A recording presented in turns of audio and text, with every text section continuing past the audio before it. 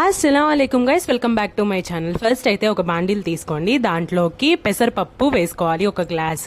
పెసరపప్పు బాగా ఉడికిన తర్వాత మనం రాత్రి మిగిలిపోయిన అన్నం ఉంటుంది కదా, అది కూడా బాగా మ్యాష్ చేసుకొని యాడ్ చేసుకొని కొద్దిగా సాల్ట్ యాడ్ చేసుకొని రెండింటిని కలిపి బాయిల్ చేసుకోవాలి. అన్నము పెసరపప్పు బాగా కుక్ అయిపోవాలి. కుక్ అయిపోయిన తర్వాత పక్కన తీసి పెట్టేసుకొని దీనికోసం తాలింపు రెడీ చేసుకోవాలి. జీలకర్ర, అలాగే మిరియాలు, అలాగే కరివేపాకు. మీ దగ్గర ఉంటే జీడిపప్పు, లేకపోతే లేదు, ఆప్షనల్ అన్నమాట. కానీ జీడిపప్పు ఉంటే మాత్రం వేసుకోవడం మాత్రం అస్సలు మర్చిపోవద్దు, టేస్ట్ అయితే అదిరిపోతుంది. ఇంకా ఆ తాలింపు మొత్తాన్ని తీసుకొని మనం ఇందాక బాయిల్ చేసుకున్నాం కదా అన్నము పెసరపప్పు, ఆ మిక్స్ లోకి యాడ్ చేసుకోవాలి. ఈ రెసిపీ పేరు వెన్ పొంగల్ అన్నమాట. రాత్రి మిగిలిపోయిన అన్నంతో కామన్ గా పులిహోర కాకుండా ఇలా ఒకసారి ట్రై చేయండి, కన్ఫర్మ్ గా డెఫినెట్లీ మీకు నచ్చుతుంది. పొంగల్లోకి బెస్ట్ కాంబినేషన్ వచ్చేసి, అంటే నాకు నచ్చింది వచ్చేసి కరివేపాకు పొడి ఉంటుంది కదా, అదైతే చాలా బాగుంటుంది. కాకపోతే ఆ రోజు మా ఇంట్లో ఆవకాయ ఉండింది అనమాట. ఒక స్పూన్ నోట్లో పెట్టగానే అబ్బా ఎంత బాగుండిందో, చాలా బాగుండింది. నాలాంటి పొంగల్ లవర్స్ ఎంతమంది ఉన్నారు కామెంట్ చేయండి. అంతే, ఇంకా వీడియో బాయ్.